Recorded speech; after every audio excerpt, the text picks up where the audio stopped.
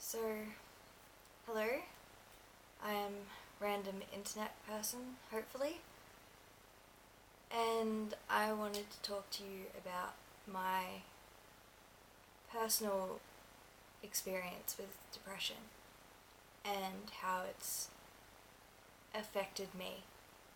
Um, Honestly, the most terrifying part of this whole video is that someone I know could see it. That's really scary.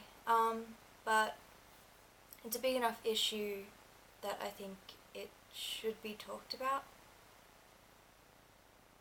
because it needs to be talked about way more than it is, in a different way than it has been talked about.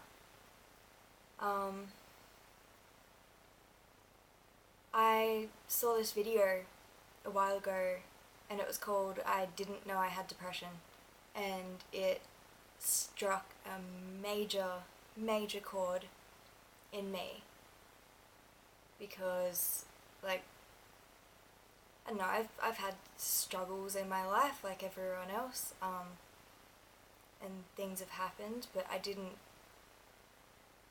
it wasn't, for me, depression wasn't overwhelming sadness or just feeling sad all the time. I wasn't suicidal, like I didn't want to kill myself, I didn't have thoughts about ending it all. That's not what depression was for me. For me, depression is an incredible lack of energy and motivation, as in I couldn't bring myself to get out of bed for days in a row. Like, not even to have a shower, like, it was bad. I just would lock myself in my room and go on the computer and watch movies and just not move. And because I didn't know that depression could come in different forms, I didn't know that there was something wrong with me. I just thought I was lazy and incompetent, and yeah, I just thought I was really lazy and worthless as a human being, because what kind of human being just doesn't leave their room for days at a time, or doesn't even get out of bed for days at a time? So I thought I was a pretty terrible human being. At the time, I was living with someone who was a friend, but the more we lived together, the more we started butting heads, so I would stay in my room to avoid her and avoid my problems. And I initially had a boyfriend who I clung to like crazy and pretty much relied on him for my social interaction, which, it's not okay to do that with anyone. I was completely dependent on him catering to my needs, and he was just starting at uni as well, so he wasn't going to do that, and he shouldn't have had to.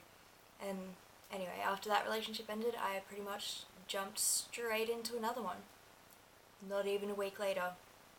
So that was good thinking by me, and basically nothing changed.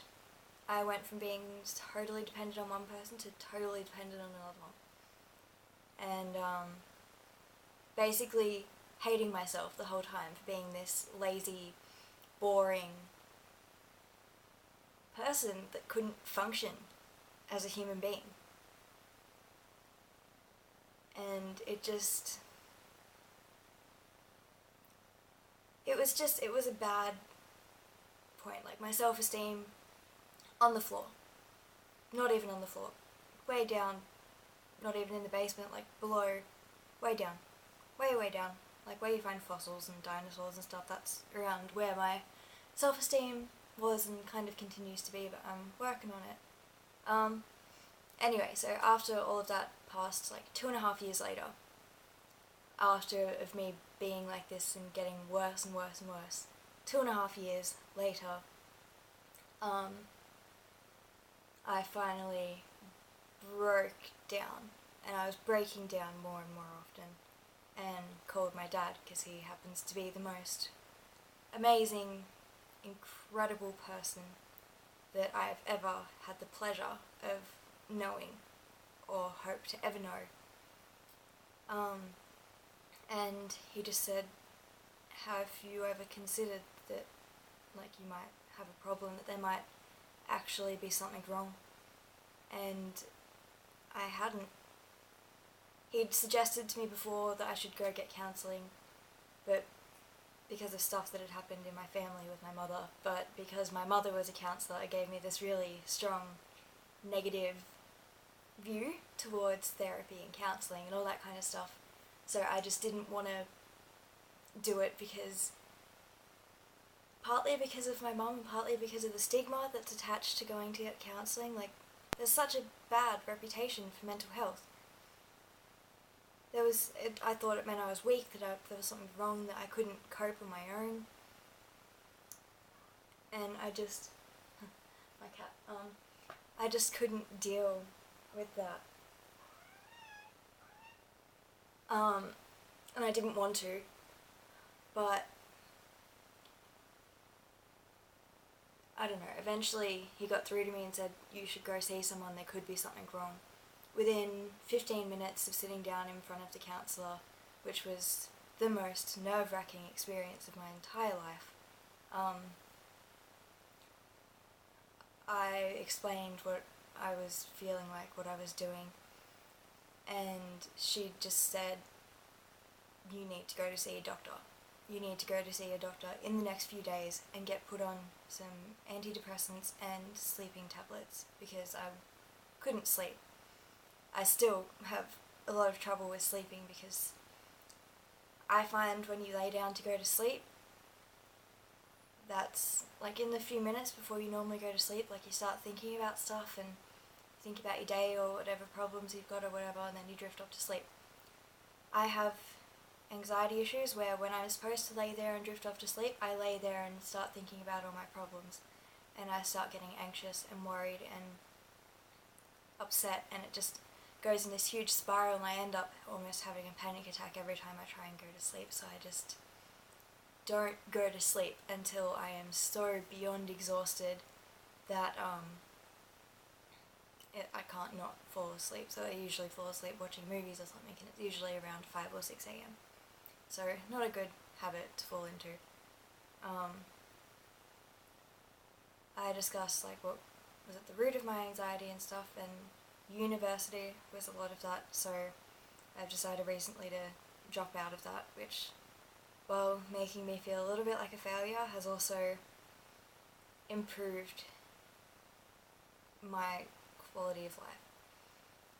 It's just this huge weight off me. I used to, whenever I thought about uni, I'd get sick, like physically sick, and I couldn't move, and it just wasn't doing anything for me. But, you know, the medication has just, I'm not there, but it's just lessened the fog, I suppose. Now, at least, I get out of bed every day and I go shower and I go to work for a little bit, and I'm working at keeping my house tidier. Like today I did 5 loads of laundry. Not a good thing to do 5 loads of laundry, but it was productive. And I don't know, I can look at myself and see that there's something somewhere that's worth doing this for. Because it just all seemed so pointless. I couldn't find a reason to get out of bed, because it was just, if I got out of bed, then I'd have to have a shower, and I'd have to wash my hair, and then I'd have to get dry, have to get clothes. Like, nothing was just, oh, I'll just get up and get ready. It was such a huge thing just to get out of bed, because it took so much effort. But now it's lessening a bit, I suppose.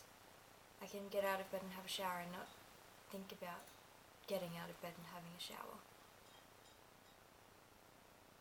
Anyway, what I'm trying to say is there's help out there, and reaching out to anyone. Just anyone. I started getting really close to this girl that I've known for years, but we've never really talked that much before. And she is so understanding, and she's going or been through a similar thing, and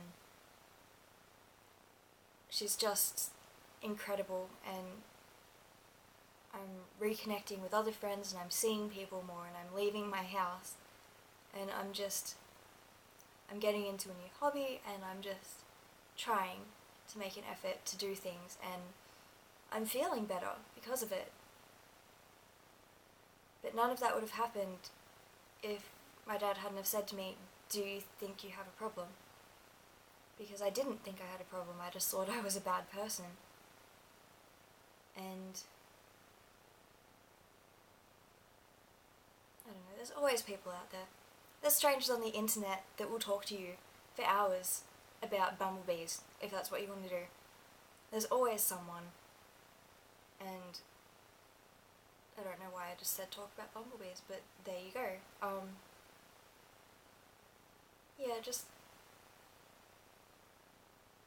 I don't even know what I'm trying to say, but that's my story.